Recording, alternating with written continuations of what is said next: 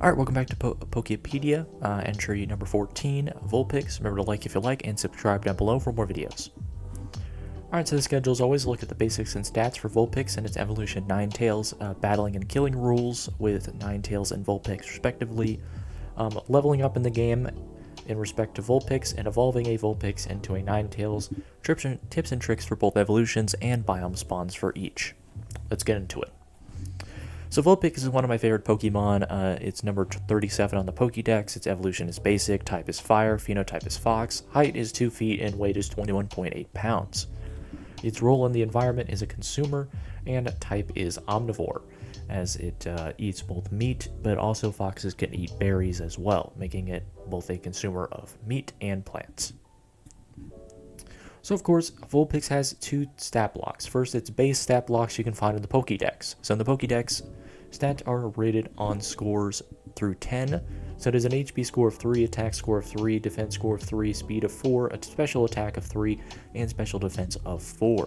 So of course, when you're making a survival game, you cannot just have an HP, have everything have like an HP of 3 and attack of 3. I mean, you can, but it'd be a very boring game. So I advanced these stats a little bit, making them a little bit more advanced. It has a health stat of 45 hit points, stamina 300, food 400, speed of 24 miles per hour, attack of 18, defense of 0 to 15%, special attack of 35, and a special defense of 0 to 40%. This makes it look a little bit better when it comes to making an actual survival game, and it actually leads into better progress. So of course, since Vulpix and Ninetails are both foxes and omnivores, they classify as optional kill Pokemon, meaning you have two options when deploying them. So in a survival game, you basically kill stuff to gain loot, but in Pokemon there are two ways you can do this in two ways. So you can either battle to feint a Pokemon to tame it and get its loot options as well as taming it, or you can just kill the Pokemon and get its loot.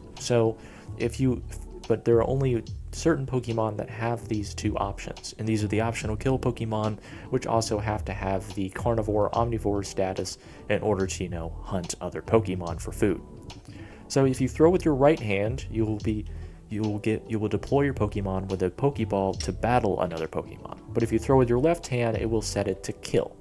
So you'll be given this option in the game, but of course, you can set it to either battle a Pokemon to feint and maybe tame it, or left hand to kill it for its loot and food. So of course, if you do kill a Vulpix or Ninetails in the wild, they will drop some sort of loot options for your Pokemon if you kill it. If you kill a Vulpix, it will have the option of dropping a meat, piece of charcoal, 1 to 2 pieces of gunpowder, and 1 fire shard. And Ninetails will, if it is killed, it will drop 2 to 3 pieces of meat, a charcoal, a purple Pokeberry of 1 to 2 of them, a fire shard, or a firestone. So of course, since it's a survival game as well, it has leveling and evolving. So leveling can be done with 3 ways. You have to earn it from XP points, and that is earned from winning battles, healing a Pokemon with items, or mating and breeding the Pokemon.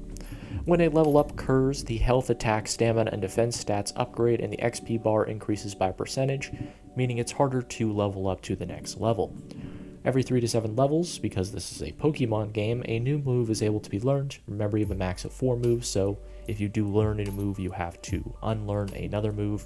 And every 5 levels, the special attack and defense stats upgrade. Now, of course, since it is also a Pokemon survival game, it also has the evolution mechanic. So a level 30 to 50 Vulpix will evolve into a Ninetails upon leveling up. So when an evolution happens, the stat increases double, so ×2 for all stats except for speed, and a new move is guaranteed to be able to be learned during this evolution. So of course, since Vulpix and Ninetails were given a Alolan version in the Aloha Pokemon game, this variant will also carry over to the survival game. So there are two different subspecies for Vulpix and Ninetails. So there's the normal Vulpix, which we've already shown, which is the fire type. It is the wild and tamed creature variant of Vulpix that has fire as its type. But then you have the Isla Vulpix, which can only be found on islands and only cold islands. That is the wild and tamed creature variant that has ice as its type. So the Alohan version of Vulpix has a different type than the original Vulpix. It has an ice instead of fire type. So this is the same with Ninetails. As you can see, the variant, the ice type of Vulpix and the ice type of Ninetails, these can only be found in icy islands because they are ice types, can only be found in cold biomes, and Isla variants can only be found on islands.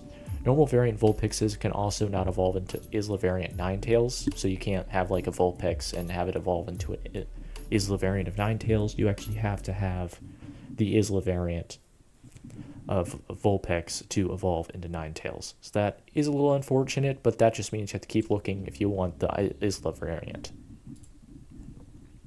So of course, there's many tips and tricks for Vulpix and Ninetails. First, Drought. Both of them have a passive called Drought, which causes a weather effect to be harsh sunlight for 5 turns. This can also be extended if you also give Vulpix or Ninetails a heat rock to hold, meaning that this effect will last for longer. Basically, harsh sunlight just means that there's a disadvantage to some types that have, like, I think it's water type and earth types have a significant disability to this. So it is effective if, for example, you're going up against a water or ice type because, well, you're a fire type, so you already have disadvantage against a fire type. This drought does mean that the water types will have a disadvantage, so it kind of cancels out. So it is good to have this type of Pokemon because this is kind of like one of the only fire types that can hold its own in a battle against water types, which is really good. And of course, you have a Heat Rock. It also will be extended for longer than just 5 turns. And of course, fur resistance. Both Vulpix and Ninetails have heavy fur.